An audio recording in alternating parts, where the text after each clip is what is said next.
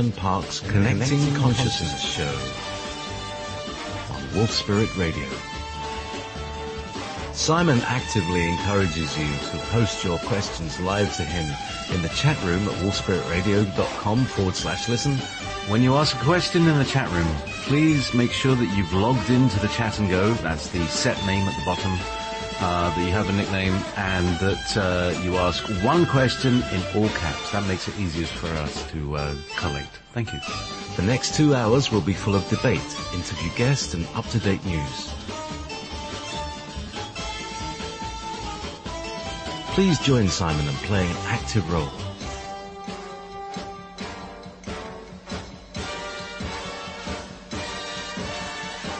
Connecting Consciousness show. You're listening to Wolf Spirit Radio. You are listening to Wolf Spirit Radio, and we are now live. This is the 17th of the 7th, 2016. It's 2 p.m. Eastern. It's 11 a.m. Pacific and 7 p.m. in the U of K. And your host tonight, Simon Parks. Hello, JP. It won't be UK for much longer, though, will it? No. I don't know what it would be. You know, the disunited Queendom president. I don't know. I have to take the blue out of the flag. How about the British Republic? Oh, that's a bit strong. Yeah. Imagine having a proper republic, you know, like Utopia Republic. Anyway, we've had such an intense week. We've lost a brother. We've moved around. Everybody, I feel, has shifted, onto a deeper level, a deeper plane, greater honesty. We've been seeing, exposures of things and layers are coming off. So, Simon Parks, good evening. Good evening to you, JP. What a lovely sunny day it is. Is it? Well, It's been a bit grey here, to be honest, but it is Scotland and it's always grey. It's always grey. Yeah. This is summer, you know, what do you expect? You know, in the winter we have, cold fog, and in the summer we have this thing called the har, which, when the water gets, when the water gets on the forests and the steam comes up, it all drifts down to the sea and then it pours back up onto the land. We call that a fret in northeast England. A fret. Yep. Don't fret, pet. So it's mist all round, you know. Here we are in the midst of Scotland. Mist of time. Yeah. Well, I suppose I better get cracking, hadn't I? Let's get cracking. Do you have any announcements, sir? Oh, I've got a few. First of all, domestic stuff. I did conference today in Hackney, where I used to live. And that was at Passing Clouds, and that was organised by Kerry Cassidy. So drove there first thing this morning, just about made it on time, 11 o'clock kickoff. So did that, and then straight back in the car and straight back for the show. And last weekend I spoke at High Elms Manor in Watford. It's a lovely venue, that's really beautiful. And then the weekend before that I did a live Skype to a conference in Malta. So pretty busy with that. So great thanks to Kerry Cassidy, who organised those conferences. And what's brilliant, of course, is Kerry is American, and yet she is in the UK organising conferences here.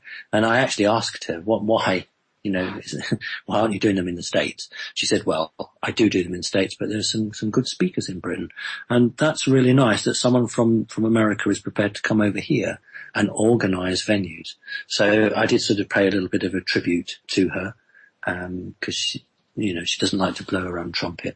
So I just sort of thanked her and, you know, made the audience aware of, what a tireless worker she is. So that was great. On my own personal side, of course, it's been a very interesting few weeks. The entity that I've always called Dad finally removed him from my life. Some people say that's traumatic.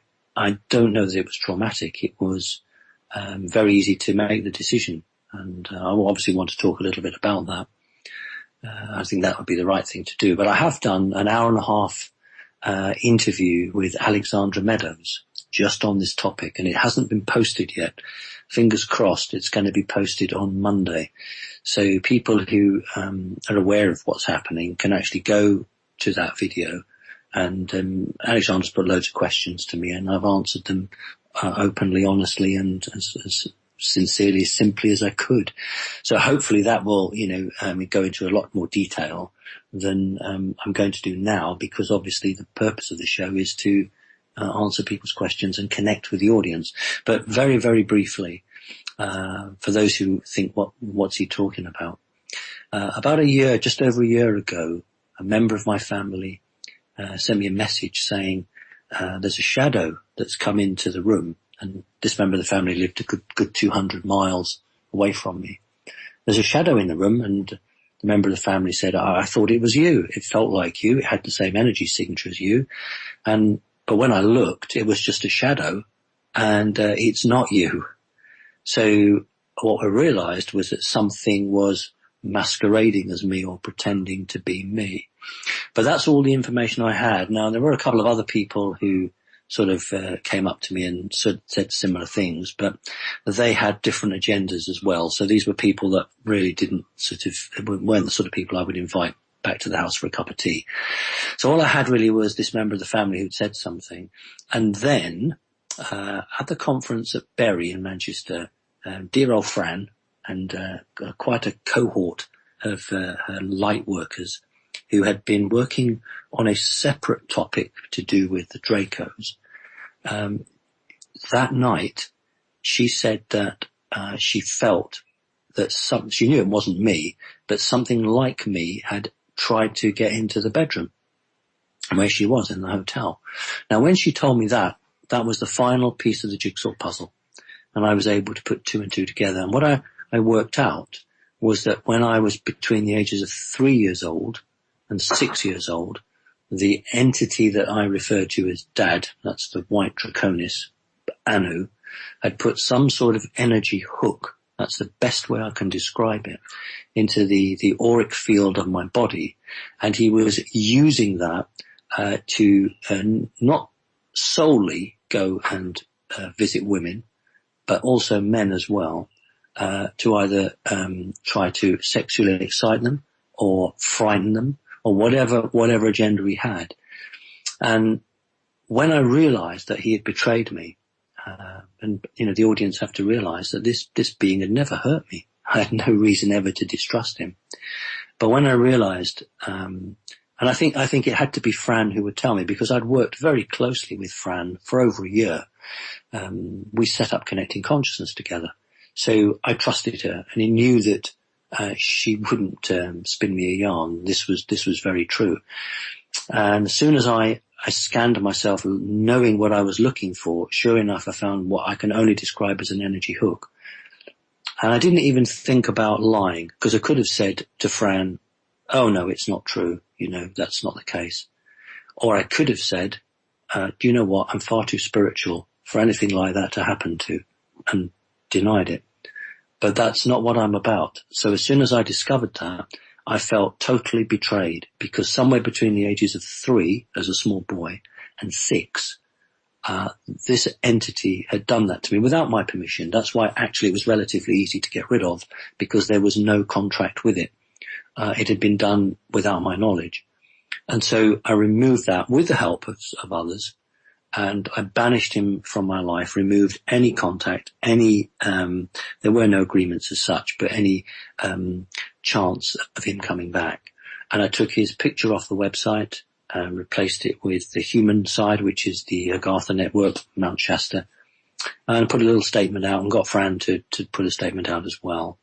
And basically apologized to people and saying, look, you need to understand that this is a manipulation that's taken place. And some people have said to me, well, why didn't you spot it earlier? And the fact of the matter was that I did regularly scan myself for anything. But because I'd known no different, this is done between the ages of 3 or 6, every time I looked, this thing, which I would just describe as this sort of hook thing, I thought was part of my body. It wasn't alien.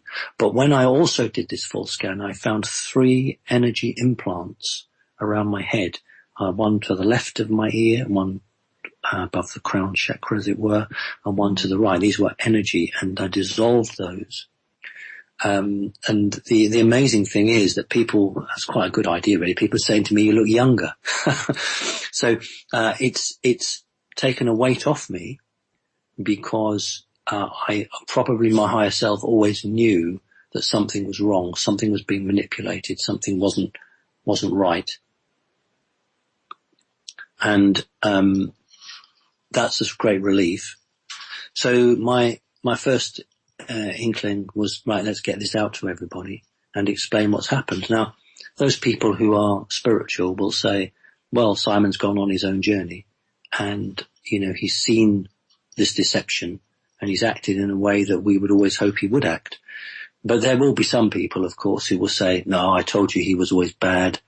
And, they can go on their own journey, do what they want. I'm sure that I'll lose some people, but I will gain far more. Gain people who really understand what's going on, and hopefully we'll see that. I'm sure I'm not the first, and sadly I suppose I won't be the last, but it is the game they play, but this entity will never play that game with me again. So that's been a really, really exciting development in terms of my own evolution, in my own way of developing. So that's my news on that one. Excellent. Well, thank you so much, Simon. And well, yeah, there's always detractors. I'll tell you that one of the thoughts that just came to my mind while you were saying this is, for a long time people have not been able to get hold of you because you're busy or there's all these emails, everything's in the way and all this stuff. I would imagine that now, it was actually, a protection so that people wouldn't get. There is that. Your computer's agreeing with me. Well, actually, there must be some truth in that, but I've got some news for you and the audience on that score. And I have you to thank, JP. You do? I do indeed. You remember last Wolf Spirit Radio, we had to conduct the second part of the interview by landline. Oh, yeah. Do you remember? Because the interference was so bad. Yeah. Well, what you'd said is, it sounds like you almost used the word being jammed. Something's been broadcast over the top. Now, I think that was your higher self. You may not even remember doing that, but that's what you said. Yeah. So, well, I mean, I'm a radio engineer and I'm an amateur radio engineer, and I've been into audio, so I know what, and also Wi-Fi, computers and Wi-Fi, and I know what interference sounds like and feels like. So, and what it is, it's like there was something broadcasting really big. So what did you get, Simon? Well, I'll tell you what I got. And, because I respect you so much and because you're, such a, spiritual person, I knew that this was a warning to me. Well, got Win in. Win is a fabulous engineer. Oh yeah, he knows the frequencies. He certainly does. And he brought 6 gadgets with him. And what we found was that, I'll just remind the audience that when I went public, which was around about 2010, within 3 months of going public, the council had received planning permission to put up a phone mast. And I measured it, it's 120 feet from my front door. So what he found was that on the low bandwidth, I'm absolutely being fried. Just the top floor of the house where my office is, it's dangerous levels. On the digital display had the red light was on, and Win is not a man to speak gushingly, and he actually said he's not over dramatic about his phraseology. And he said, I've never seen anything as bad as this ever. On the analog display, the needle was actually bouncing against the right-hand side of the box. It couldn't go any further, and it was actually hitting the side and bouncing back. Now, the amazing thing is that this is a fan shape wave coming out from the tower, and it is in my room. It's quite a small room. It's only, the ceiling's only about 8 foot high, but it's 1 foot off the ground. If you took a ruler, 1 foot off the ground and 2 foot off the ceiling. So there's this section, 2 foot from the ceiling, 1 foot off the ground, completely being bathed. So whether I'm sitting or standing, I'm getting it. And that has been progressively increased, obviously, And that is why we lost the last hour of the show. That's why I've been getting the headaches. And that's why for the last 5 years, my communications have been so seriously affected. So anyway, he said it's a serious risk to health. He's written me all the words I need to use because I've got to write to BT. They will either send an engineer, and he's going to make sure he's there as well to measure it, or he thinks it's more likely they're just because I think it's deliberate. I can't say that publicly to them, but I can say it on the show. He thinks they'll just turn it off because they've been caught out. So it's been fried, been cooked with microwaves. Now it gets even better than this. I went to Bury, last weekend to do my conference. Sorry, Bury is a place. You didn't go to Bury. It's like, I went to Bury something. When did you go to Bury? Bury is a place. Okay, sorry, go ahead. It is a place. Yeah, it's north of Manchester. And, this was just 3 or 4 days after I'd been made aware of what had happened with the microwaving. And, when I got back, no laptop in my car. So my laptop has been stolen. It wasn't stolen at the venue because I had it after the venue. The last time I had it, I put it in the boot of the car. So that means, you see, that I can't go downstairs and use the laptop outside of the radio waves. So, that's very interesting. That's been stolen. Fran has very, very kindly offered to go halves with me because obviously she wants to support me. So hopefully I'm going to go and go halves on a new laptop. So there are some very evil people out there who are hell-bent on preventing me speaking and ruining my health, really. So, you know, I'm just really amazed that I'm still functioning the way I am, having been bathed in microwave cooking for 5 or 6 years. Oh, wow. So how do you feel now you know what it is? Do you feel it? Can you sense it when you step out of it? What's happening now, because they have upped it. I mean, the last 2 weeks or 3 weeks, they have actually upped the energy output of it. I don't believe it was always that high. You know what I was thinking, Simon? You know, if you could get Win to get a coil that resonated with that frequency and start charging some batteries, you could probably run your house off that energy wirelessly. Thank you very much for sending us wireless, and you basically interrupt it before it gets to you. Do you know what? I'd rather drive a JCB and knock the damn thing down. I really would. So basically, I think what I feel is that I'm now detecting when I begin to feel a bit ill. I thought it was pressure of work. I thought it was this, that and the other, but now I know it wasn't. So now I'm only doing 1 hour a day in that room until, you know, we get something sorted on it. But I suppose as people have said to me, well, at least, Simon, we know you're on side, because if you weren't getting baked with microwaves, if they weren't stealing your laptop, if they weren't doing all these things to you, then it would mean that you're not a threat. And that goes for all of us who are trying to do what we can in our own way to try to wake people up and try and support people. That if we get left alone, then we have to ask ourselves seriously, what positive effects are we making on the planet if no one's bothered about us? So, but it was my health that was more concerning, because I think the information I was getting from people was, had I done another 3 months, I probably would have succumbed to something quite nasty. Anyway. Yeah, they would basically, now this is something very interesting, because Nancy Hopkins was an NSA analyst in the 70s or something, and they were trying to read, the Russians were using microwave beams into the embassy to try and pick up the audio, like by using Doppler effect and to like a radar scan. And she was called in because all of these guys were getting ill, and she was saying, "Well, you know," they said all the people in the Russian embassy were getting ill. What's that all about?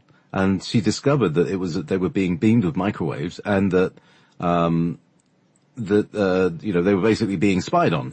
That was how they were being spied on. So it was a twofer, but there was a great discovery there, is that, you know, that's how people read your activity.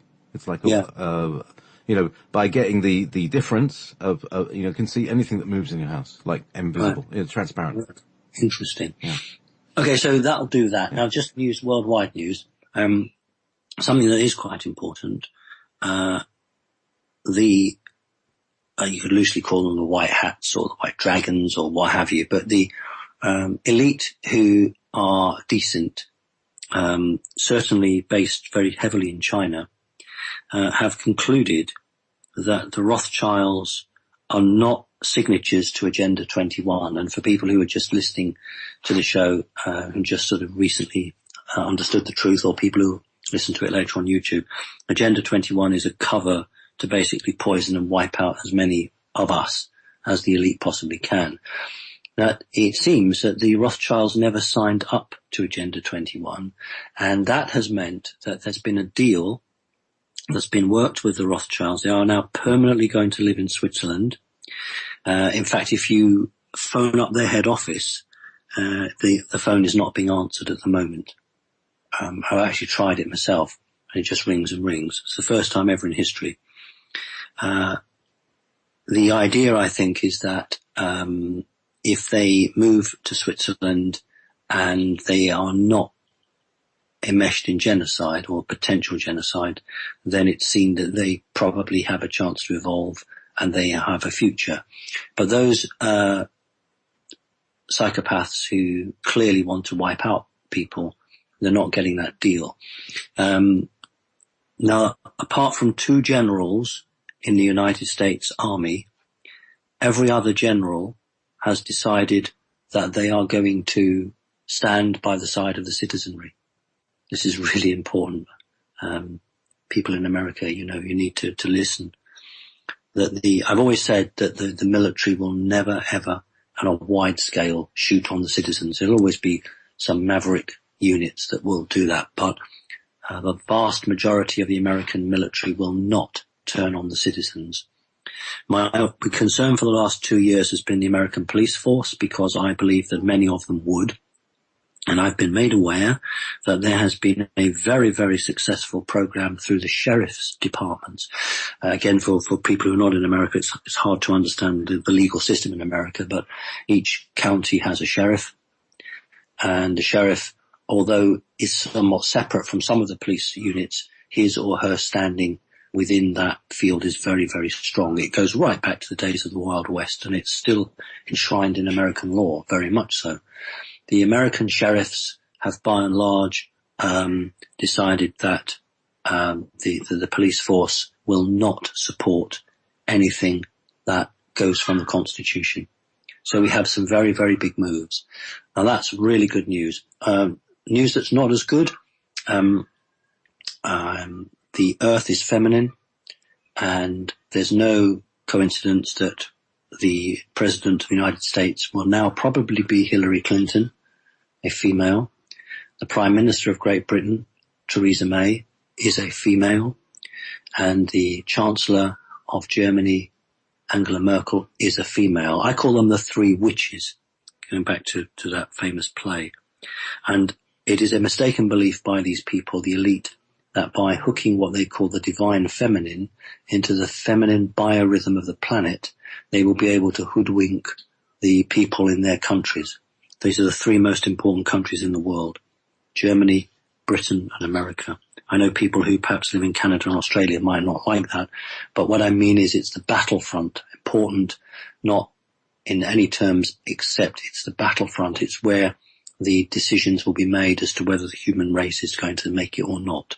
And their plan is that by having 3 women working as a pyramid, they will try to hook in and try and do things that no other leaders tried to do.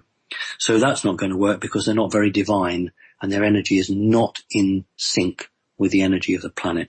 So, it's no surprising that I went through my own personal journey, because 7 years ago, or 6 years ago, in an interview with Win Keach and Miles Johnson, I actually said that 2016/2017 would be the deciding time, not just for individuals, but for the Western world, and thus the whole planet, because the Western world is where most of the battles are being fought at the moment, not exclusively, but largely. So I always knew this was going to be a rough year. But we have to do it, we have to do it, and we have to come through and be strong. So that's my news. Yes, quite a bundle of news. So we better get on to the questions, I think. Yes, the diabolical feminine, huh? Well, where should we start? Let's go to the old database and see where we start. So, now, like I say, I've been, when I go to this database, all right, let's do a couple of maintenance things. Number one, we have a call to listen number for the live shows. Okay? Which means that if you're in America, well, you can call anywhere, but I mean, if you're in America, you can actually use your cell phone or your, well, you don't want to fry your brains, but you could put it on speakerphone in a cardboard tube or something. And you can dial this number, 712, okay, so 7, like in 7 rays, 12, as in 12 everything. Okay. Then 432. This is really good. I love this number. 432. We talk about 432 and 9588. And I have to think of something else. So I have to think of a word that dials 90. So if anybody in the chat room can do one of those little searches for making words from the phone number, let's see what we can come up with. It should be quite fun. But anyway, 712-432-9588. And that's directly live into the Wolf Spirit stream. So you can just listen on the telephone to our radio station 24/7. It's actually, it's part of TalkStream Live, which, I registered ever beyond, you see. I registered, because I've been doing it for years and he knows me. But the benefit is that everybody gets the number, see? Your computer agrees. Anyway, so, that's my maintenance thing. Oh, the other maintenance thing is if you wish to ask a question during the show, best thing is to arrive really early, because I'm going to ask the first questions first, and people started asking questions a couple of hours ago. You go to wolfspiritradio.com/listen, and then there's a button in the menu says ask a question, and then that, when you hit the submit, that goes into the database, and we can speak about it. So, that's the best time to do it, is before the show begins on, the first or third Sunday. And I have to say, the pressure's dropped. We got lots of listeners, but the pressure of the questions dropped since we've started the 2 a month. So that's really good, Simon. So, without any further ado, I'd like to start with, where is that question? There was one yes. All right. So this is a very interesting question. All right. This is about the speed and vibration. Hello, Simon, from Mog78. Apologies if this question has been asked before, but I don't think it has. Has time as we know it on Earth speeded up? And if so, is it because of the rise of the Earth's vibration? Will it slow down again? Many thanks to you. It's a really good question. I think there are many, many people around the planet who are saying, well, where's the day gone? I normally achieve this task or this job by 2 o'clock, and it's like, running out of time. What's happening? It is speeding up. There's absolutely no question about that. It is speeding up because the energy frequency around us is increasing, and hopefully we're increasing with it. And time isn't the time that we understood at school. When you look at a clock, as we all know, that's just an arbitrary way of measuring. But the amount of light, this is the way to look at it, the amount of light energy is changing, and therefore the tasks, the jobs that we would do, whatever that might be, they stay the same, and they are, they're immutable. But the time that we're measuring is actually contracting, so it's becoming impossible physically to put in the same amount of tasks within the same, loosely, time. So that is something that spiritual people are discovering. And it is actually a very positive sign, because if a person is beginning to think what's going on here, that means that their vibrational rate is also increasing. So yes is the answer. It won't slow down. What's got to happen is that as the vibrational rate of the planet increases, so that will then feed in to whatever we do, and therefore those tasks will also increase in resonance. So we are going to have to move through the fourth, and I don't believe we'll stay very long there at all, through the fourth into the fifth, and then we should have a balance. So that I can't say things will be faster or 10 times faster. Everything will be balanced. We will have enough time to do things, but it will be at a different rate. So it's a really good question, and you're absolutely right. And before we go on to the next question, I just want to basically say for people who don't know, and those who do know, that obviously I'm very sad for Max Spears, who died very recently, and Sarah Adams, obviously, who was devoted. They were devoted to each other. So heart goes out to her and to the family. There are a lot of people who are leaving the planet at the moment. I don't think I want to say any more, just that we're sort of thinking of the people who, are very sad at the moment. Absolutely. The super soldier community that that seems to be arising, and that includes people like TIs and abductees and everybody who's been involved with my labs and this whole military industrial complex. He's been, I'm going to use those words. He's a kind of, he's like a Jesus figure. He's very calm. He's very charismatic. He's young. He's about 33, isn't he? I think there may be a potential of them trying to impose a meme on this. But I have to also say, I love Max dearly. I don't know why. I've never spoken to him, but I love him dearly. 2 years ago, another super soldier died. That was Dave Corso. Right? And our experience of that in Wolf Spirit Radio was why we do this. And I just want to lay out very, very quickly. What happened is, I was going to have a show the next week, my Journeys, my regular Monday show. And, on it, I had a lady who was going to be channeling the Pleiadians, right? So, I was channeling the Pleiadians, always fun. And then, when she came on, when I spoke to her at the beginning of the show, she said, there's this guy who's been bothering me all week psychically, and he says his name's Dave. And, the bottom dropped out of something. My jaw dropped, everything. And I said, really? Okay, well, let's talk about Dave, shall we? And we did a whole live show, completely spontaneous. And she was saying things that Dave would say, because Dave had a particular way of saying things, Right.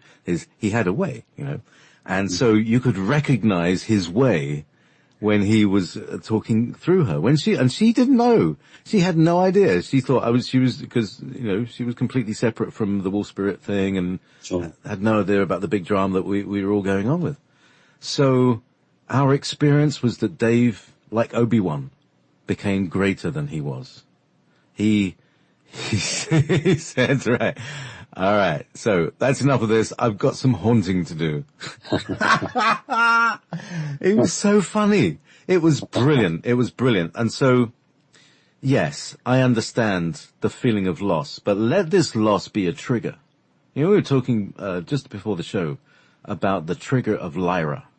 And this is something I want to talk about on my show tonight. So I want to go into great depth, and anybody who wishes to contribute with any of their memories or feelings, because it's all coming out through my feelings, and I'm remembering things through feeling things that I haven't felt for a very long time, and it's because it's been buried and it's been deliberately buried, so we don't know who we are. But now that burial is coming to arise, and that's we'll explore that on my show later. So I won't take over your show, but it's these are momentous times, Simon, as you said. A few months ago you said, you better be prepared for, have a few things in stock, take some money, get some cash, da-da-da-da. Good idea. Be prepared. Dib. So, sir, where do we go? Right, okay, so here's a shape-shifting question from James. What exactly happens when someone shapeshifts, and how long can the person stay in non-human form? Or indeed in human form? Yes, that's a good little caveat there. If a person has a considerable amount of reptilian DNA, or has a considerable element to their soul, they can energy overlay shift. In other words, that the first aspect would be, if you imagine when you go to the cinema, you go to the movies, there's a projector and it shines the film onto a screen. Well, the first thing that will shapeshift is the eyes. And in the energy overlay shift, the energy activates, and it isn't the eye that actually changes. It's almost like that projector is running a film. It's like a holograph, just about, a micron above the real eye. Then there's a false eye, if you like. It's the energy overlay, and then that will be something that shifts. Now that's the first phase. And depending again how much DNA or energy of the nature that person has, because it doesn't have to be reptilian, you can shift into something else, then physically it will change. So the eye would physically change and move. Now that's all perfectly normal and acceptable, because human beings that have a large percentage of another race or races in them can do that. And that's not wrong. What's wrong is when you have human beings who have been overlaid by another entity. So energetically, that entity, like dropping a blanket over somebody, like the traditional ghost, the person running around with a sheet over their body. But instead of a sheet, it's an energy overlay. Now, that is something that's really, really wrong, where the whole human body has been taken over, and the whole body can shift in and change.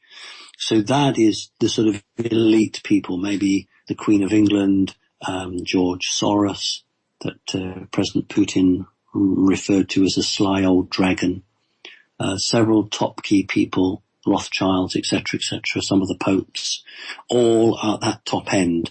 In other words, they're not particularly human.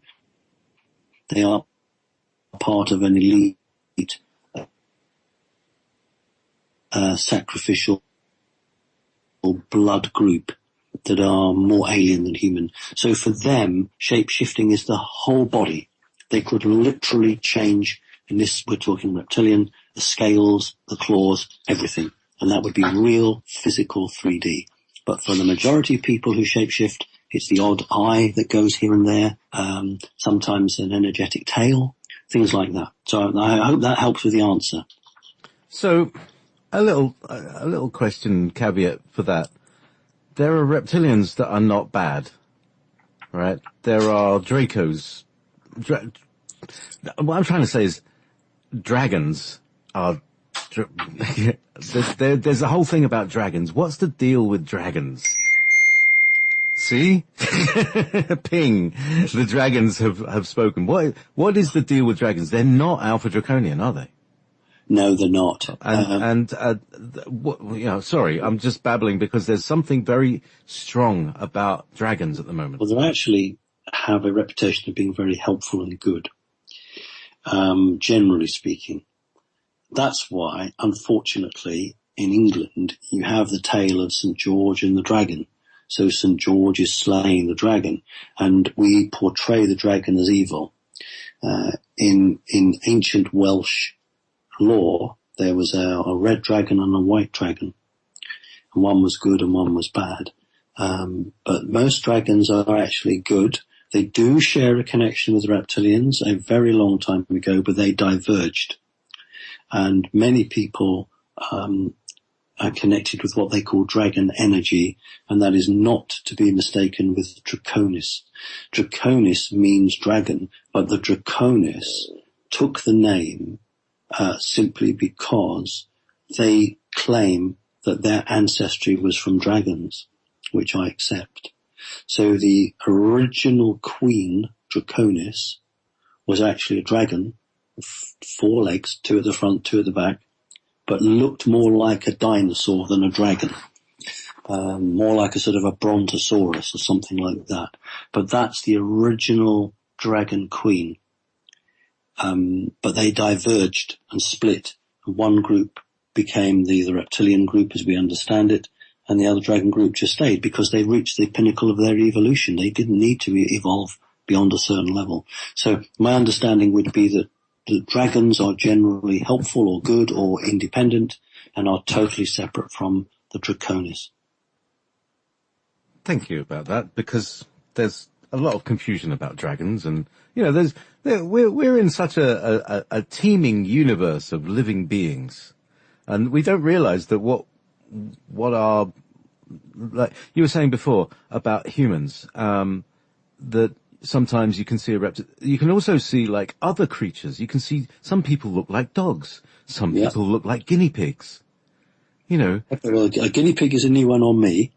I'm sure you know girls who look like guinea pigs. They work in libraries, they're a little shy, and they're so sweet, and they're like... Slap round the face if I said to somebody you look like a guinea pig. I know. But I certainly know that people, the canis, that alien race, the canis race, the dog race, that certainly is true. And I think the thing is that the problem that we have when we educate people who are just beginning to come onto the field here is that they have this concept of an alien being a slimy blob, that's of jelly that sits on the floor, or something with 12 eyes on stalks. When you say, well, actually, it could look like many things that we have on the planet, it's this that freaks them out. When things look very familiar, then that's where people go into denial. So the more bug-eyed it is, the more crazy it looks, then, that's fine. They can cope with it. And this is what we have to educate people, that we're not unique here. Much of the life that is on this planet has been brought here from somewhere else. There's no coincidence that abductees, contactees, experiencers who are familiar with the grey ray. That's a duck quacking, by the way, if you wondered. If you can hear that, JP. I believe that there is a duck race somewhere that one day I'm going to have to apologize for Christmas for. Well, yes, you should give up eating ducks. But basically, there is a situation where a number of creatures resemble the skin of a grey alien, and a dolphin is one of them. So many people who are contactees have mentioned the similarity between the skin of a grey and the skin of a dolphin. And on the Sirius or Sirius star system, there is a water world like Earth, and there are dolphins there. So, we're all interconnected, as you often remind people, that we are all linked, and that there's nothing unique in the sense that the pattern that has been produced on this Earth is exactly that. It is a pattern drawn from a blueprint, and that life is everywhere. We are unique. Each living creature is unique, he or she, but we should understand that there are other creatures that look very similar to us in other dimensions. Thank you. So let's go on to the next question. Now, this is a rather long question that I'm just going to précis a little bit because it is enormous, and you kind of semi-covered it a bit. So this is from Aurora. Simon, you have not yet commented about the revolution going on in the US with Bernie Sanders and his campaign. Bernie made history by running a campaign from contributions from only American citizens and not from the wealthy elite. Last week, his followers faced great despair and disgust when Bernie endorsed Hillary Clinton. Many felt like they'd been kicked in the stomach, and those who had felt the burn in the beginning now felt violated and betrayed. Jill Stein, the Green Party candidate, whose platform is almost exactly like the Sanders platform, is now gaining huge support from those who cannot and will not fall in line and vote for Hillary. All right.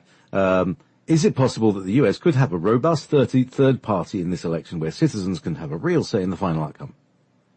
No. The reason that I never... Well, I need to be honest, and I suppose that actually is quite good because it shows that I'm consistent.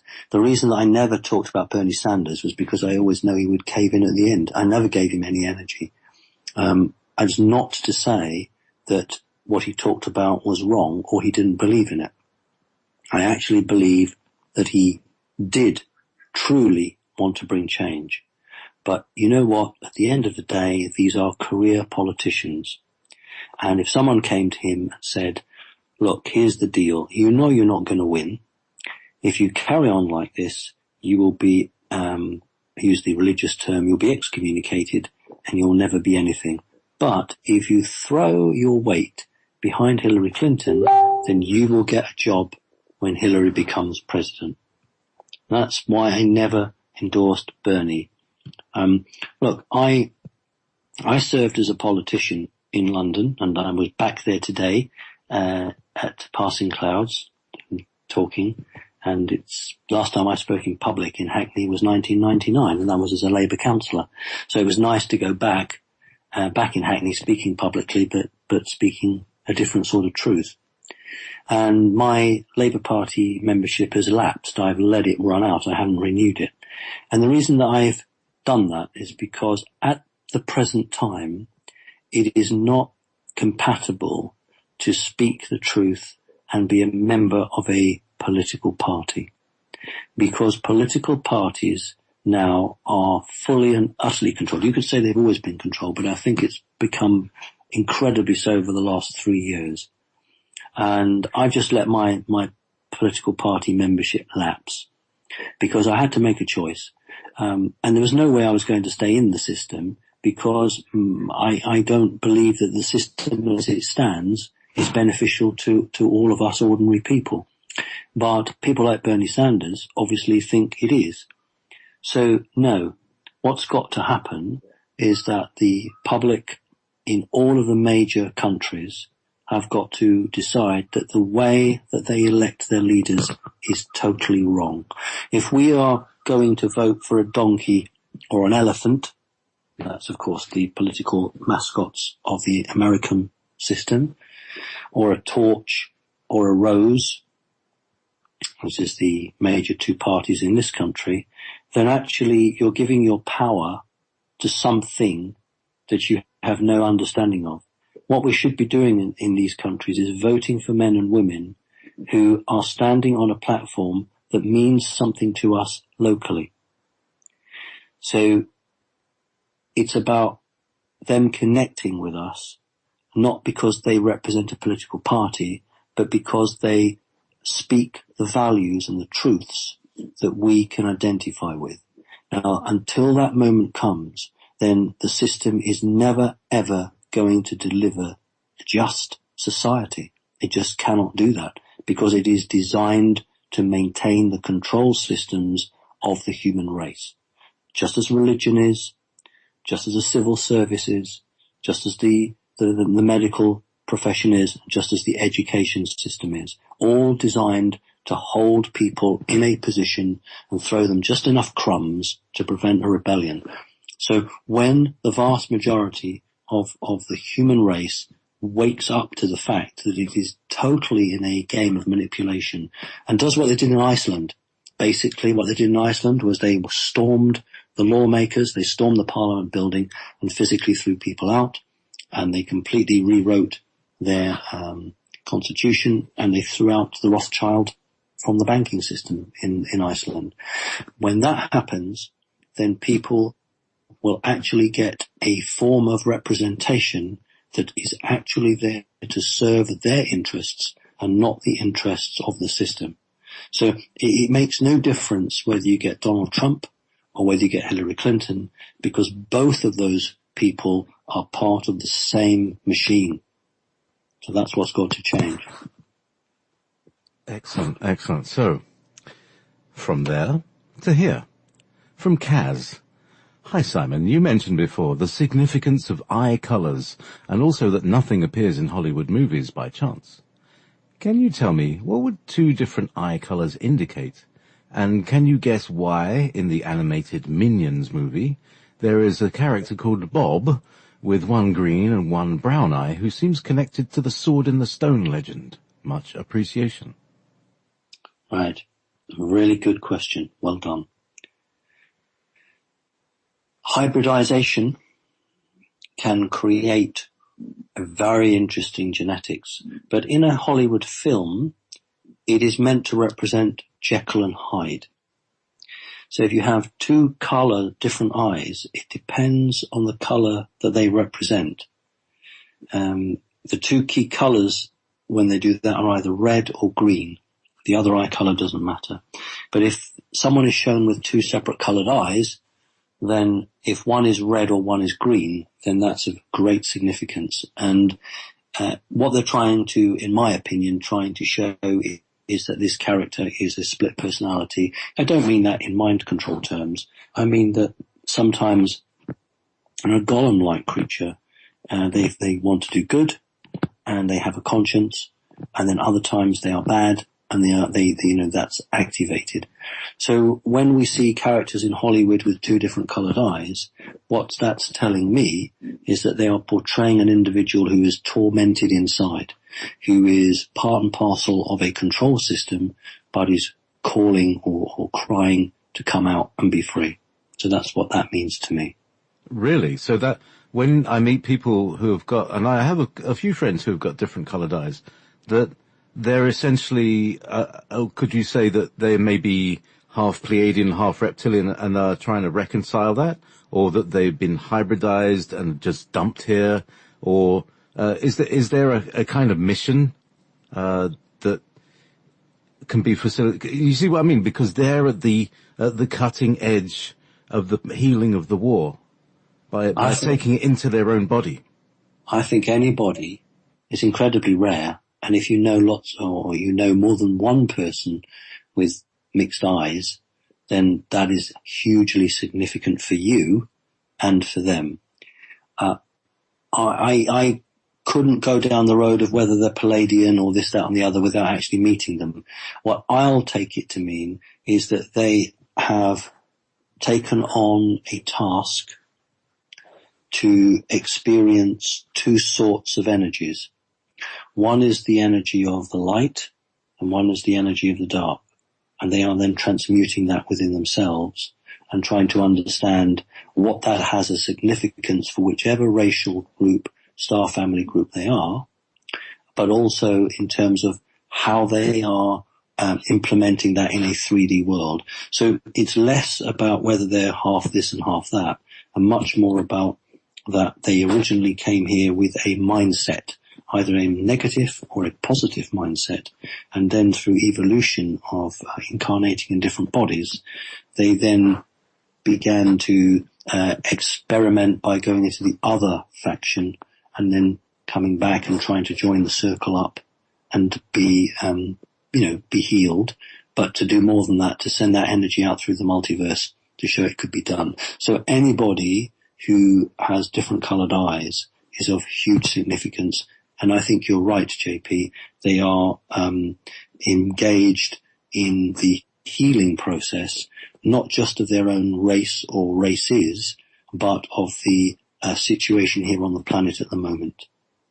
So that's really interesting. I mean, because you say it's really rare. I'm thinking like, I know loads of people all through my life. I just really seeing a whole catalogue of people with different coloured eyes, and I find them fascinating. And I have a deep empathy with them somehow. So well, I think that's you understand their pain. Yeah. Right. Okay. So Simon, from Jenny Campbell, get me out of here. Simon, years ago, I was awakened looking in the mirror and saw a completely different person. Living in the same house, I woke up in the night, standing in the doorway, hearing a very loud clacking, rustling sound. Maybe cracking or, I don't know if it's clacking or cracking, rustling sound. It felt like it was a strong wind in my house. I was not fully awake and proceeded to wake myself. Can you explain either of these experiences? Does she say whether she smelt anything? No. Oh, right, okay. That would have been a clincher. All right, so we haven't got any idea of whether there was a distinctive smell. There are several possibilities. First of all, and I can't say which is the more likely because the information is quite scant. But one possibility is that she literally found herself projecting into another dimension, different timeline. People refer to things as parallel universes. But basically, she was hooked in the energy signature of her space and time, but she was projecting herself either forwards or backwards, or both at once. And she was perceiving herself as a different person, but, in that reality. The other possibility is that there's some external interference going on, and there could be some manipulation of her mind taking place. That's quite common. The other possibility is that sometimes a person just literally gets a flashback from a previous life, and so projects that forward. So it could be any one of those.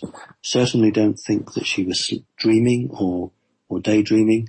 I think that that's a real experience because other people have said that, and I've had something a little bit similar, not exactly the same.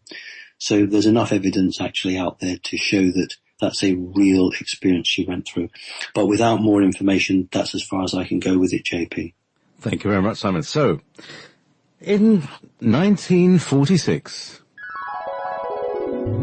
in Hackney, in October, at the end of October, was born a young boy to the Greenbones. And they called him Peter. And we eventually get to know him as Peter Green. Yeah. Because Greenbaum is a bit too Jewish sounding. And, he came from Bethnal Green. So it's like your rock star name. So he wrote a song.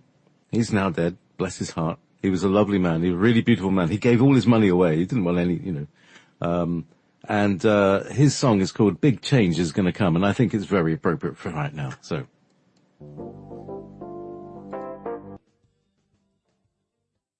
Oh yes, Peter Green from Bethnal Green. Yay! In Hackney. Yay! Where Simon's just been. Yay! Where I come from. Yay! But it's really funny because like where I was born and all the buildings that I lived in my early life, they've all been destroyed. They've all been torn down, rent asunder to make space for condominiums and apartment blocks. Minions. Yeah, condominiums where you put where you condole your minions. Do you remember that T-Rex, Mark Boland, actually lived in Hackney for a while? Did he? He said, yeah, he's probably he's a local Jewish boy. I'm sure Mark Feldman was his name. Yeah, exactly right. There was a blue plaque in Stoke Newington. It's called Stokey for short. Stokey. I was going to say Stokey. Yeah. Well, where I used to live in Hackney, lived right next door to a synagogue. Uh-huh. And most of the Jews, of course, moved out from that part of Hackney and moved further north. So it's been knocked down to make way for, as always, for luxury apartments. But what was really funny was that they divided them into two blocks, two houses. One house is called Jacob House and the other one's Gabriel House. I thought that was so funny because it had been on the place of a synagogue. And the Jacob and Gabriel are significant. Why? Just so that people won't ask that question. Well, that's a traditional Jewish name, and of course Gabriel was one of the key angels, and Jacob, of course, was one of the founding fathers of the Jewish race. There you go. Thank you. Just wanted to, just in case, because people ask. Yeah, so, but you didn't live near Casenoff Road, did you? Very close indeed. Because I went to primary school in Casenoff Road, and it's probably that school exactly that you're talking about. Well, it's interesting because the houses there are very Victorian, aren't they? Yes. Big old houses. Huge. Vast. Yeah, with cellars. Yeah. Many of them have cellars. Yeah, I used to know a guy in Stoke Newington as well, in Newington Green, and Daniel Defoe's old house, I think. Oh, God. And we used to play in the basement. We used to play rock and roll and have great fun. It's because of the clay ground was very susceptible to flooding, but they were easy to dig. And so most of the big houses there had huge cellars Anyway, let's get on with the questions, sir. So, indeed, yes. Meanwhile, back in. All right, so, excellent question, by the way, the AI question. Dan Farmer, was 9/11 the event that split the timeline into two possible outcomes? What an interesting point. Yes and no. 9/11 was perpetrated because the people who carried out the atrocity believed that by doing so, it placed America, or their own power within America, on the strongest timeline. In other words, they foresaw that without the energy of the word terror, the New World Order and the elite would fall very quickly. But by injecting the concept of terror and terrorism into the psyche of the human race, they could maintain for another 25 years or thereabouts. So it was, yes, it was about making money. Larry Silverstein made $1 billion from the destruction of the towers on an insurance payout. And people made stocks and shares on United Airlines, etc. But the major reason was to fix the United States of America on a particular timeline that favored the evil people. However, it also created the truth movement amongst a wide range of people who up until that moment had never even questioned anything. So yes, on one hand, it injected terrorism into the everyday language of the newspapers and of the media, but it also created a vast army of people who suddenly realized that their government was betraying them. So it did, I suppose, in a way, produce two timelines. It produced one solid timeline. We are on a positive timeline. Please don't misunderstand me. It's a good positive timeline, but within that, we have this energy which we call terrorism.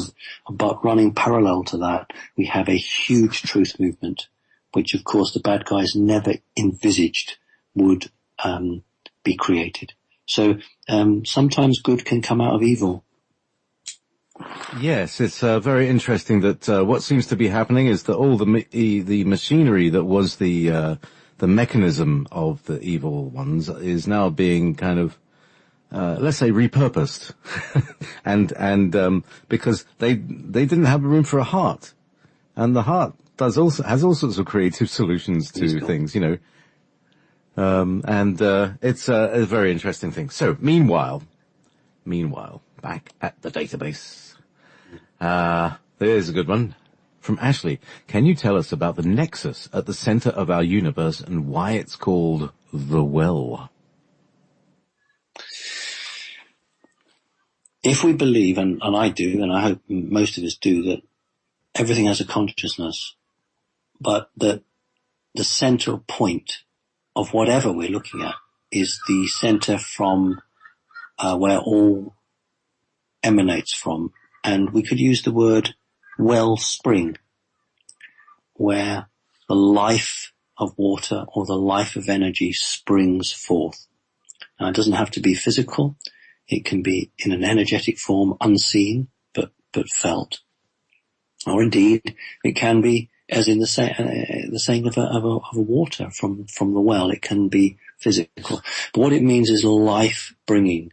And something that brings life is pure, and is loving and is good. So the center of the universe produces an energy which radiates out at certain times in a planet or a star's evolution, and the life that may exist on the backs of those planets.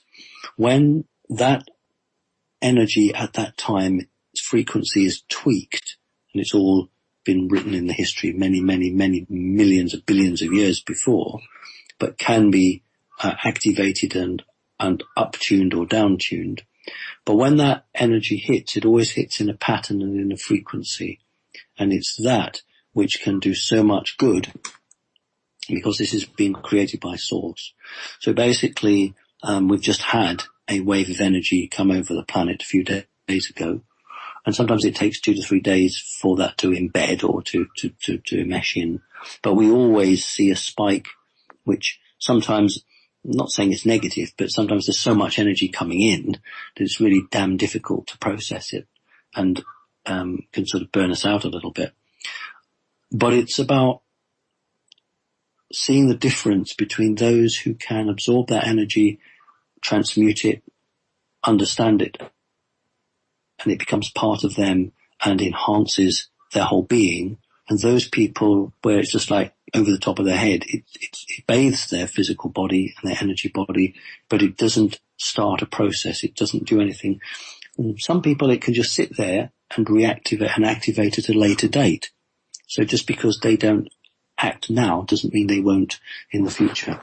So when we were a couple of years ago sort of very much towards galactic center, the negative forces obviously understood this, and they were trying to corrupt the pure energy and use it for themselves. It didn't work, which means that they've lost that opportunity now, and anything that's coming now from the center by and large can't be jammed by them. 4 years ago there was a blanket of reptilian energy around the earth, a sort of a shielding. They tried to use that to, like cotton wool, to absorb or deflect some of this positive energy that was coming through. A sort of etheric chemtrail. Yes. And what it did was make us mark time. It meant that we were held up a little bit. Now that's not there now. And we are marching full steam ahead, I'm pleased to say. So it's a really, really, really insightful question, because it's understanding that from the very center springs love. So that's a really good question. Isn't it? The great heart. You know, they call it the heart of the galaxy. It's the heart. It's right in the middle. It's like a Catherine wheel. It's always giving, always giving, always giving. Anyhow. You're getting really, there we go. All right, now, this is another brilliant question. I saw this one before. All right, from Destiny Calls. Dear Simon and JP, where might humanity be now, spiritually, technologically, and physically, had we not been deceived and recycled after each lifetime? Thank you so much for all your hard work. Love and light, DC. That's a far more complicated question than many people might take it as, because the obvious answer is, well, we would be technologically hugely advanced, and therefore we would be hugely spiritually advanced. But that actually wouldn't be the right answer. It is precisely because we had to see through the deception. It is precisely because each man and woman on this planet has to, or had to, make a choice as to who they were and what they were, and what their role was within the whole of the multiverse, that we can have the chance to evolve. Because if you have a clear run and there's no blockages, then you don't have to ask yourself any questions. You just accept what comes along, take it, and hey presto, you've done it. But what sort of a human are you at the end of that? Are you really one who's developed and is strong and is understanding, or are you someone that's quite superficial because you've never been pushed to the limit and never challenged? So all of the trials and tribulations and the deceptions have been done for a reason. They've been done to play out a learning process. Now, it's up to each individual whether they wish to seek the learning and take the knowledge from that and put it into their lives and try and be better people, or whether we just push it away and say, well, no, because, you know, there's a really good soap program on tonight on TV, or I need to get to the cinema tonight and watch this, or what have you. So we all have our choice as to what we think is important. And if we're not challenged, then we are not forced to make the choice as to whether we wish to learn from that or brush it under the table. So my answer then is, actually we would, had there been recycling with knowledge, we would be technologically wonderful.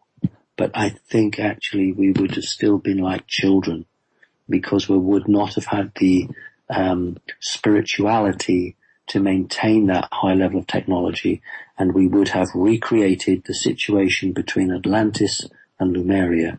And one of the reasons that Atlantis and Lemuria collapsed was because those individuals hadn't been through the process that the human race is going through now. And because we're going through that, never again should brother fight brother or sister fight sister. Never again should humanity wipe itself out for simple reasons like greed or fear or anger. What we need to do is to learn our lessons and say that we can live in a world where we can supply the resources so that nobody has a monopoly and can say, you know, if you want to drink water, you have to pay me for this, or if you want to breathe good air, you have to pay me for this. We've got a long way to go, but goodness me, we've made some really good steps. So again, I would say I'm positive, and I think we have to go through this process to come out the other end, fully fledged humans. Excellent. This is the maturation of us. Yes. Who is it? Arthur C. Clarke wrote Childhood's End. And this is the moment, isn't it? Yes. We're at the end of our spiritual childhood. And in 2017, yes.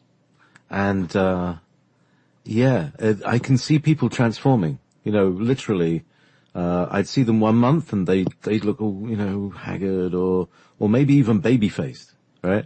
And then, now people it's like they're in their 30s. It's like everybody's going to be in their 30s. Well, have I not gone through my own situation this last 2 weeks? I've seen through a deception. You know, a year ago, 6 months ago, 3 months ago, I wouldn't probably have accepted it. But I chose to see the truth, chose to be strong enough and, God help me, spiritual enough to be able to say, I need to do something about it. So nobody's too big or too clever or too important. We all have lessons to learn. The question is whether we accept those lessons and whether we can be humble about it and whether we can be open and truthful. So, you know, I'm in no doubt that I had to go through this process that I've gone through, and it was my choice in 2016 whether I would have gone public with it or whether I would have lied and tried to hide it and not go public. But, you know, then I would have fallen at the last hurdle, as it were. You know, I would have failed in my task to be open and honest. And everyone on the planet is having his or her own challenge, his or her own moment of truth, whatever it might be.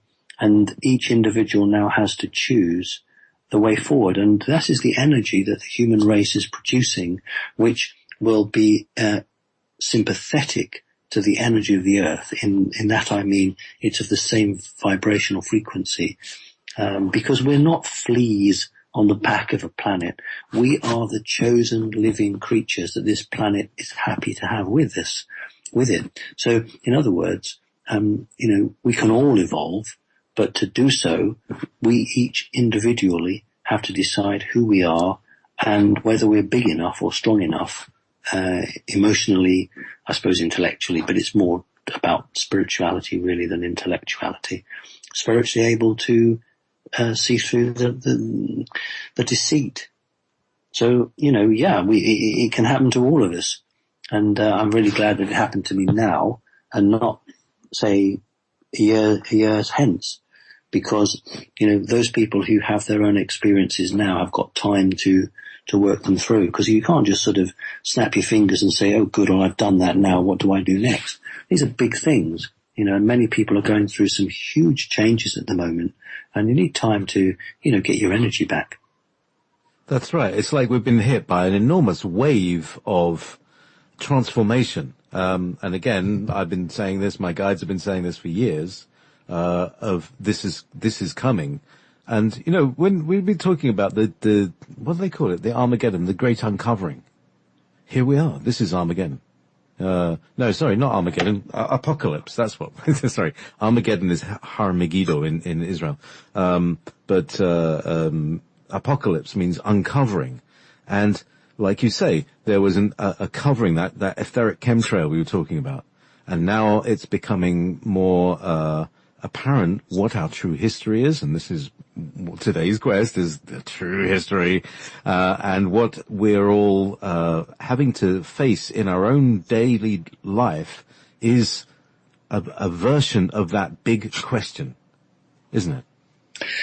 Exactly. And, I go back to what I said, 2010, and not just me, others had said it as well, that 2016, 2017 was the key dates. Now, there are other dates after that which are important, but the human race is deciding what it is and who it is. And it's 2016, 2017 that set the whole pattern for the future. 2012 was the most important marker. It was the gate. The gate got opened. We pushed the gate open. We went through it. But now we are walking on this route, and we have to decide whether we are ready to make that big step. We have been entered into the arena, shall we say. Now, are we prepared to stand on the stage and play our part, whatever that part may be, however small, however big? Are we prepared to stand in front of the galactic universe, the galactic audience, and actually state who we are, and what we want? And if we are brave enough and strong enough to do that, then there is nothing that humans can't do. Absolutely nothing. And this is why those nasty, evil, horrible, I can't even bring the words, but the people who would seek to oppress us are so terrified of the human race, because the human race can outthink them, outlove them, outmaneuver them, if only the humans would actually work together. And that's what's happening. Since these last 3, 4, 5 years, the human race is actually becoming an organized consciousness. And that organized consciousness is unbreakable. And in Great Britain, whatever you voted to leave Europe or stay in Europe, that was a break with the past, with deals that had been struck that had no real connection to the human race. They were struck by greedy men who wished to make more and more money for themselves. And what happened? The impossible happened. The public voted in a way that they were not supposed to. So this is what I've said in the conference today, that the elite are losing the control they have over people. And we're going to see that more and more and more. And, it can't come soon enough as far as I'm concerned. This is all meant to happen. It's all playing out. And we need to get on with it and be brave and have no fear, and just know that, our future is good. And, these people who at the moment are very negative have still got a chance to actually change. They've still got the chance to change. So yeah, big, big times for everybody. Sometimes it feels like I'm walking around a bomb site looking for survivors. So anyway, meanwhile, all right. So actually, coming back to Daddy from Curious George. Hi, Simon. Thank you for all you do. I enjoy your show with Simon very much. Here is my question. Simon recently had Dad removed from him. Seems to have had some kind of implant put in Simon. If Simon is so important to humanity and the Mantids are the best doctors, according to Simon, how did they miss this device? Many thanks and stay strong. It's a really good question. There are two answers to that. First of all, the device didn't make me ill or sick. So it wasn't negative in the sense that it was affecting my health. It was negative because it was put there without my permission. It was negative because it was allowing the dad entity to use the signature of my energy to manipulate me. That is negative. But it was also part of a process of learning. If someone comes along to a 5-year-old child and the child is trying to learn to lift a cup for the first time, and instead of helping and encouraging and supporting that child, the parent misguidedly does all the work for the child. By the time the child's 7, it doesn't actually know how to hold a cup. I'm just, I know it's not obviously, but I'm just trying to show that if you do something and never let a person do it themselves, then they'll always look to you to do the job for them. And also they'll have no skills in how to actually do it. So I dare say that Mum could have removed it in the blink of an eye. But what would I have learnt? What would have I understood? Then I would never have pushed Dad away. And that's the key point, because what it looks like here is that I was given the choice to whether I would maintain the connection with the reptilian overlord or whether I would reject him. And had Mum removed that energy hook, then the driving force that would have made me make that decision would have been removed, and I would never have had to face that choice. Because I personally had to A, identify it was there, and B, decide if I was going to remove it, left me with C, what happens next. And so I decided that it was there, it did need to be removed, and I would therefore remove this entity from my life forever. So I think it was put there from a very early age as part of a learning test, a learning process. Would I or would I not turn my back on not the reptilian culture, but on this particular entity who was very high standing, and very, very, powerful within his own field. And I had to make that choice. Nobody could sway me either way. And all that happened was that Fran brought me the information. And because I accepted that information, I then had to make that choice. So yeah, I'm sure somebody could have removed it, but I would never have gone on the journey I went on. So that's, I thought about that, and that's my answer there. There's also the other possibility as well, which runs in tandem with that, which is that when my body was scanned, this was part of my body. A chameleon lizard is a lizard that can change the colouring of its skin so that it appears to blend in with the surroundings. And this energy hook had my DNA, therefore it took on the energy frequency of my body and was not easily discernible. So we're looking at a really, and one of the other things is, number one, you have therefore learned how to remove the reptilian overlord energy, right? For sure, right? You also know how bloody sneaky they are. Yep. And how actually dishonorable, even unto their own judgments, that is. Well, their own people, yes. Yeah.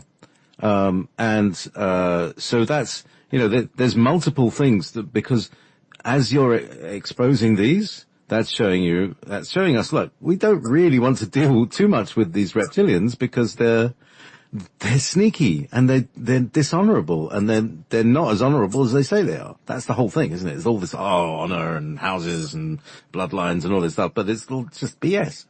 Sorry, I'm just having a rant here because I just want to kill them all. Anyway, but I think there's more to it.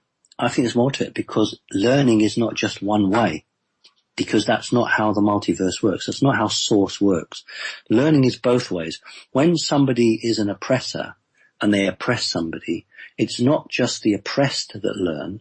It is those that oppress, because they are there for a reason. They were put there for a reason. And they have their own learning journey. And this is quite hard because if you've always been kicked in the stomach, you can't really forgive.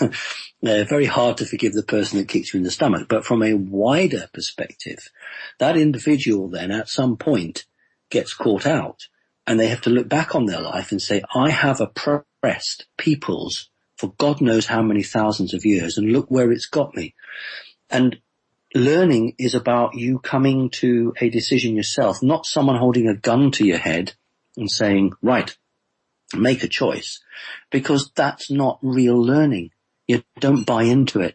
And so I hope that he's learned something from this.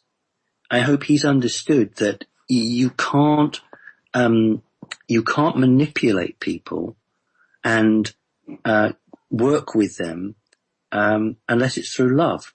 Because if you're doing it through fear or trickery, sleight of hand, and you're duping people, well, they're not working with you because they know you fully who you are. They're working with you because they believe what they're seeing is true. Now, when that curtain's dropped and what you actually find is not what you thought, then clearly there's that, as you said, there's that deception. So there's no trust there.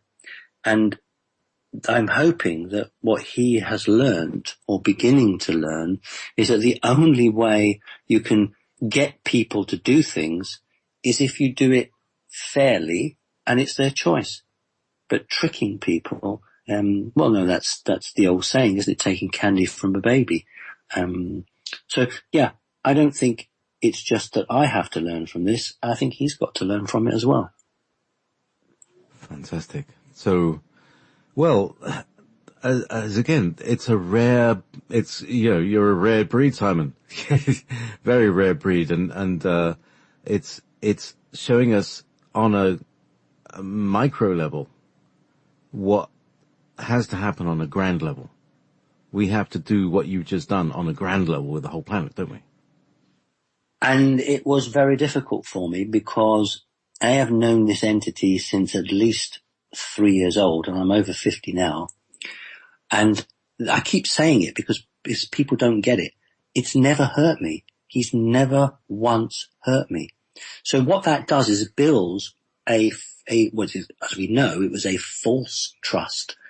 But at the time, it wasn't false. It was a trust built on the fact that this entity never harmed me.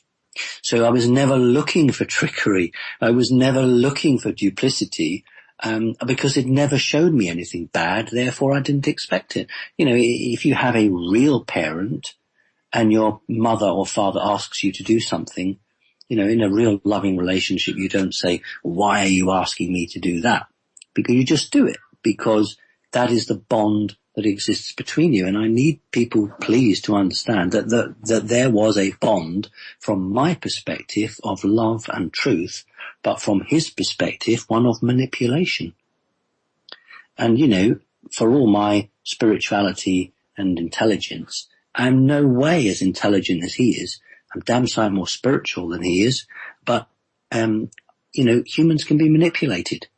Of course they can, because we are a very young race. These other races are yonks old, and they're used to it, dab hand at tricking people. But the truth comes out in the end. And I was prepared to face it and accept it. Now that, for me, is the key. I could have, I've already gone through this, but it's worth saying it again. I could have just denied it, done a typical politician, you know, no, no, no, no, no. Or I could have said, oh, look, you know, I'm far too powerful. I'm far too spiritual. The energies are too high. It couldn't possibly happen to me. And then I would have fallen into the trap. I would have fallen back down into the cycle, and I would have gone down to the bottom again and had to learn my way up again. But it was right for me to, at that time, to be able to look at it and say, nope, I've got to be open. I've got to be honest. I wish to evolve. I wish to learn. No good me coming on this radio show twice a month, or standing in front of an audience, or going on television, or whatever it is, and saying, well, we need to be spiritual. You know, we need to be upfront and truthful. And then to have turned around and said, no, it's all nonsense. No, it's nothing, no truth in it. Then, you know, that would have been a lie. My whole life would have been a lie. I gave up my paid job to, help people and to be with people. That's what I did, just as you did, JP, just as countless other people do. And we do it because we passionately believe. And on our journey, it's not surprising that some of us get tricked or duped or played for a fool by creatures that are far more capable technologically and energetically than we are. But ultimately, if we believe in love and we believe in truth, these frequencies that they have can't stand against love and truth. Love and truth is something that they can't work with. And he must have been in a hell of a pain. He must have been in torment for years, because I have never done anything bad to him, and there he is tricking me and duping me. And every time he's got to sit with me or talk to me, he knows in the back of his head that I don't know the truth about him. So he's got his own pain, he's got his own deal, and wherever he is now, because he's not actually on the planet at the moment, that's for certain. He has now got to decide what he's going to do with his life. So in a small way, what I have done has actually made him have to face, and others have been involved. I don't want people to think it's just me because I'm just one person. But I had to make that choice. I had to remove his energy hook from me. I had to say that I'm not having it. And so he's got to decide where he's going to go, what he's going to do, and what his values are. And you know what? If it kickstarts his own development, then it's all been worth it. But from my own perspective, I'm really glad I found the truth out. I'm really glad I've removed him from my life, because I've got no time for something that he could have been so wonderful, JP. He could have been brilliant. You know, to have the technology, to have the knowledge, to be billions of years old as a race, to travel the star systems, to be able to heal cancer, to be able to, you know, halt aging, to do all those things. And what does he do? He goes and tricks a 3 or 4 year old child. What a waste of all that ability. So that's what I mean by he's got to decide, does he want to go down the whirlpool and end up as nothing and go right back to the beginning? Or does he want to say that he has a place and a part to play in the developing world? And I hope he does. And we'll see how we go with it. Thank you, Simon. Impassioned and really very timely. There are so many things going on right now that are a macro reflection of these choices that you are making and I'm making and we're all going through.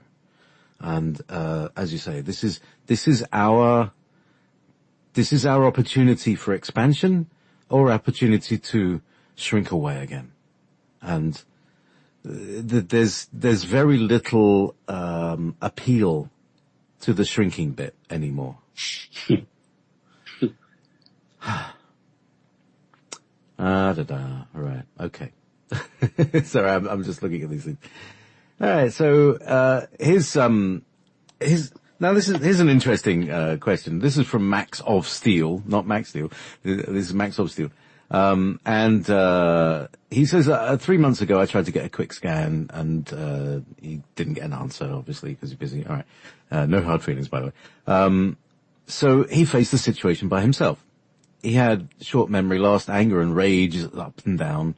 Hard time to concentrate, no more patience for small things, hard to meditate, searching for words, didn't like eye contact anymore. So one night, we're reading this. So one night I went into meditation as deep as I could and I spoke to whatever was around or inside me. I told him or it that I would not be afraid of it and that I would never stop fighting. That I did not know why it was there or what was his orders, but in the end I would win. Finally, I told him that he could just walk away from me and my family forever, or that I would find a way to simply destroy him. I did that for a few days and then everything came back to normal. Maybe it was not the right way to do it, but I felt that I would win that fight. It was maybe all in my head after all. Do you have anything to say? Yeah, Apart from that's the same thing we've all been talking about. I think that's absolutely brilliant. When somebody connects with me, one of the things I try and do is to show that individual that they have all the power that they need and the codes, if you like, within themselves to do that. And I time and time again on our show, I use the analogy of the black and white movie where the priest holds the crucifix up to Count Dracula. And the priest says, back, back, you devil. And Dracula just laughs at him. And the reason that the crucifix has no power is because it's nothing to do with the crucifix. It's to do with the conviction and the belief of the person. If the person believes in what they are and what they're doing, they can move mountains because we can create our own reality. And so one of the things that I do with people is to actually show them that they can make this happen. And what he's done is he's not been able to connect with me. He's gone into himself. He's found that he's really powerful. He's activated himself and he's stood his ground with these negative entities. And they've seen that he's not for moving. They can't frighten him. They can't shift him. So they're going to go somewhere else. And that's what's happened. And I'm really pleased and proud of him, for believing in himself enough to convince these creatures that their time with him was up. So great. Good on you. Excellent. Well done, Max, I have to say. And going back, because like I was saying before, you were going through your battles. He was going through, we've all been going through our own personal version of the Armageddon or the apocalypse. We're each seeing truth and we're uncovering it and we're stepping straight through it. And, everybody's being brave because there's no alternative really, is there? No, that's exactly right. It's really important because what these evil people want is the fear to be the wedge that they drive in to try to destabilize the fledgling human in the new world. And so we mustn't give in to fear. We must recognize that there are bad people out there whose sole purpose is to keep us wrong-footed. The sole purpose is to keep us so that we can't think and meditate and question and be who we really are. So we've got to be strong. We're sick of it. Enough already. We need to get on, be who we are, be where we are. And frankly, those who don't want to join us, well, they just ain't good enough. Give them the choice, give them the chance again and again and again and again until there comes a point where the hands reach midnight. There is no more chance left. And nobody needs to feel bad or guilty because we have bent over backwards for so many people. And if they refuse to develop, that is purely their business. And we can't concentrate on them anymore. We need to look after ourselves, our families, our friends, our loved ones. And we must look after each other, we must form strong groups and go forward. And, basically that's evolution. That's what happens. And those that are not meant to evolve won't, and those that are will. And that's not necessarily a Charles Darwin type survival of the fittest. It is about choice. It's not about I'm physically stronger than you, therefore I should live. It's about who's got the most love, who's got the most understanding, who has got the most compassion, and who is prepared to share and be truthful. They're the ones that deserve to live. Those that want to steal, hurt, lie, and harm, they've got no place in the new world. So that's my philosophy anyway.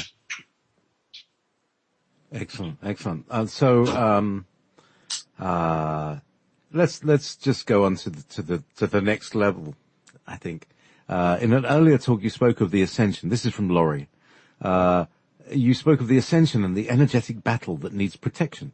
How does protection work? Also, when an individual attains ascension, will it have any effect on the world situation? Now, there's an thing. What's the use of ascension, if anything?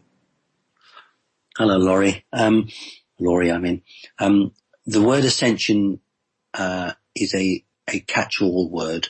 I know lots of people don't like it. I use it because, to me, I know what it means.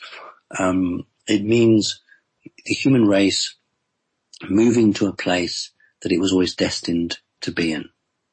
And each person that makes a choice not just changes themselves and the family or the people around them, but it sends out an energy frequency across the dimensional barriers that have a negative or a positive effect upon those other groups. We're all interconnected. And as we advance, and we are advancing, then we are showing others that we are worth the candle, as we say in Britain. In other words, we're worth the effort. If we just sat in our armchairs and said, well, do it all for us, well, people would soon get very tired of us. So by getting off the armchair, by doing something positive, whatever that might be, it doesn't have to be a great big thing. It can be a small thing, but it's about love. If you do something for love, you don't want anything back. And I do something which may look a bit contrived, but I do it for the YouTube audience and most of my conferences. I go and buy some little presents, usually minerals, or if I've got some DVDs that I've got 2 of, and I give them away. Now, if I'm fundraising, then I'll have a raffle, a lottery, but I make it very clear that that's what I'm doing. But in most cases, I just give these presents away. And what I'm doing is making a statement that if you give something, then we shouldn't always expect something in return. And I use it because this is a 3D world. So if I give a piece of amethyst away or a piece of rose quartz or something, then I'm giving it because I wish to give it. And it's not the shop where I give the shopkeeper some coins or some paper money, and then the shopkeeper gives me what I wanted. That's an exchange. But a free gift is a free gift of love. And every time we do that, then we push the pendulum towards the light side or the good side, just a fraction more. And that's what we should all be about. We can change the perceptions of the world. We really, really can. But we need people to believe in it. So it's a really good question. And the answer is yes. Every good thing you do pushes the balance towards the positive. Awesome. Because there's a reason for this, and we are able to manifest the solution to all the issues that we have. But we just need to see what the issues are first, and that's the bit, because we get freaked out. This is the thing with humans, we get freaked out too easily because we've been traumatized over and over and over again.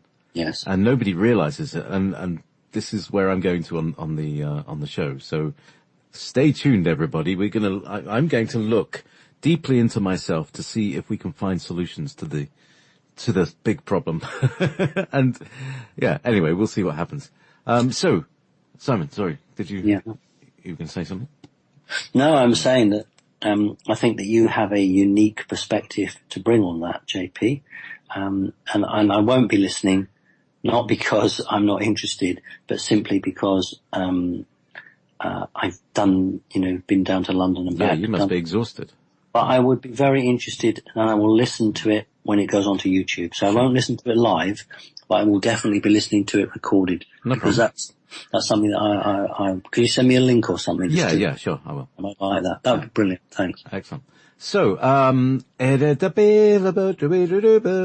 right, music, jazz. 528, Rise and Shine, from Rise and Shine. Hello, Simon. I'm a CC member from Canada. I've seen a lot of audio video lately featuring the 528 frequency that may be used for raising your own frequency, repairing your DNA, etc. Some contain, quote, helpful subliminal messages in this regard. Do you consider these beneficial? Do they work? Or is this something we should be wary of? Right. And when I talk to people, I always say you do have to have discerning judgment. If it genuinely is of the Schumann or the earth frequency, then it is very positive. It depends what your soul group is. If you are a soul group that is deeply connected to the earth, then meditation with the Schumann frequency can only be positive, because it is connecting. All human creatures can benefit from the Schumann frequency. You can't successfully live on this planet unless you are connected to the female divine energy. So it doesn't matter if you're a male being, you do have to have some feminine in you to connect, because the planet is feminine. What we have to watch out for are black ops, where people might try and put a fake website out there, pretending it's the right frequency. So you do have to have discernment. And if you have someone who's a musician in the family or a friend, get them to listen to it. Is that the right frequency? If you're in any doubt, do that. But it is very helpful. Anything that connects us to her, the earth, is positive. I'll give you an example. Today, coming back from the conference, it was very hot and the traffic was horrible. So stopped off at a service station, and I've forgotten what it's like in the south of England, and absolutely full of people, and the noise level, it was awful. The noise, shouting, the clinking of cups, it was just awful. And what I did was go out, cross over the road, and there were some picnic benches under the trees, and standing in the shade of the trees with the beautiful sunlight coming through the leaves, the dappling effect, the beautiful shimmering, and being connected to the earth and the trees, and then looking across to this god-awful monstrosity of a service station and hundreds of cars polluting the air, moving, and just look at the difference. And, thinking 1,000 years ago, it would all have been forest. It wouldn't have all been these horrible, god-awful structures, and people were far more connected to the planet. Well, we've got to get that back. We've got to get back connected to the feminine energy of the earth, and men out there don't need to be frightened of the feminine energy. That we can't afford to be scared of it, because it's us, it's our mother, if you like. It's who we are as well. It doesn't mean you're not masculine. It means that you are balanced. If you're not connected to the feminine energy and you're a male, then you are off balance. So we need to understand that we need to be in symbiotic relationship with the planet. So this is why the whole thing's got to change. We can't go on like this. It's just a nonsense. So we have to change everything. Otherwise we won't be in balance and we won't be truly happy. How can you be happy in a queue of 50 people waiting for a slice of pizza that's probably going to give you food poisoning? Or, can't dare say the name, but something Scottish, that's named after Donald, and wondering what will happen if I eat that. We've got to change and we've got to learn, but ultimately we'll only do it if we really want to. So if we are still trapped in this, I've got to go to work at 9 o'clock and I've got to do this and I'm so scared that this will happen and I'm so frightened, my boss is really angry with me, and, victimization is what the system does to us. And those days have got to go. Can't afford to be like that. And, people may say, oh, Simon, those are lovely words, but, that's not the real world. But it is. We need to believe in it. I know people who have had diseases that were on the verge of killing them, and they self-healed, or they got in healers who did it. Now, how did they do it? They did it because they believed they could. And if the human race believes, believes that it's worth better than this, then that's exactly what will happen. Impassioned. Again. Yeah, it's deep today. It's deep. Well, I've changed. I know. I've lost a controlling element from me, which means that I've been far more connected to my human side. Excellent. Which is the Agarthan element. And have you been just standing outside looking at the sky in awe and wonder? I mean, I'm not being sarcastic here, because it's a magnificent place we live on, and we can sometimes miss that. I haven't, because that's always, that wasn't what was hidden from me. What has changed is that the colours I'm seeing. I am seeing colours as I did as a small boy. Really? So the green of the trees and the green of the grass is actually now a more vibrant green. And also depth and perception has changed. So I'm seeing much more in 3D. So I'm remembering now, when I was a very small boy, that is a thrill I got when I saw a beautiful blue sky, or a beautiful green field, or something that just stood out. I got the same, about 2 to 3 days I got used to it, but basically I did go through a relearning process. Wow, really, I'm sure everybody's going to want to hear more about this transformation. Likewise, there are things that are going on that I'm much more in tune with. And now, that begs the question, Simon. If now you are able, or you have perceived this hook, does that mean you're able to perceive it in others too? And you were saying, all right, well, I can see colors better. Well, that's interesting. I've been colorblind all my life. Could that be something to do with that? Is colorblindness something to do with this, or is that something else? I'm not qualified to say. I don't know, but yes, I know what I'm looking for now. And this is interesting. When I went to do my talk at the High Elms in Watford, the guy there, who was offering healings, and an interesting situation which we won't talk about, developed live in front of the audience, and everyone was sort of looking to me, like, well, what's going on? And my take was, well, I'm not going to get involved, but he's just offered a free healing. I'm going to go and get a healing from him and just see what he's like. And I did, and he was very genuine. And he was doing the healing. He knew all about me. And he started at my feet with the healing and worked his way up. And his comment exactly was, "Oh, they've had a good old go at your lower chakras." To which I replied, "Well, I could have told you that." And then he got to my heart, and he said, in a quite surprised voice, "Oh, you've got a good heart." And then again, "Oh, you have got a good heart." And then, interesting, what I didn't know, he said, "Oh, your thyroid's been affected. They've been playing with your thyroid."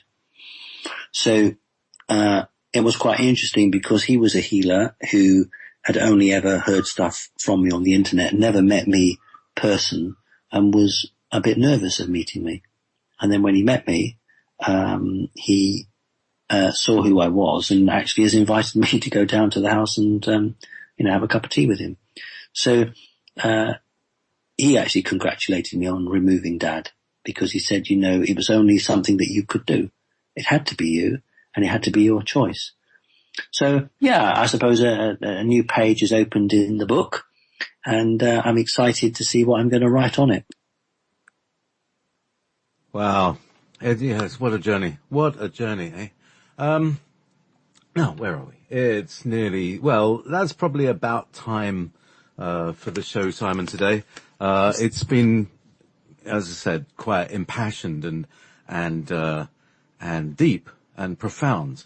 And yeah. It's appropriate entirely for this impassioned, deep and profound week where we're all experiencing stuff. And I just wanted to say one thing about the whole Max Spears situation is I believe that they're trying to manipulate our emotions. They're trying to break our heart. And we have to realize that our hearts are soft. You can't break that.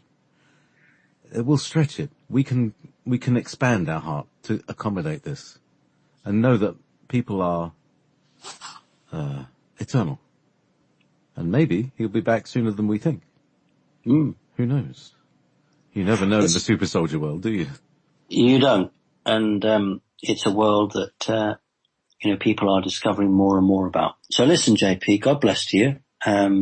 Lovely to speak to you and lovely to speak to the audience and obviously all the people who watch the show on YouTube.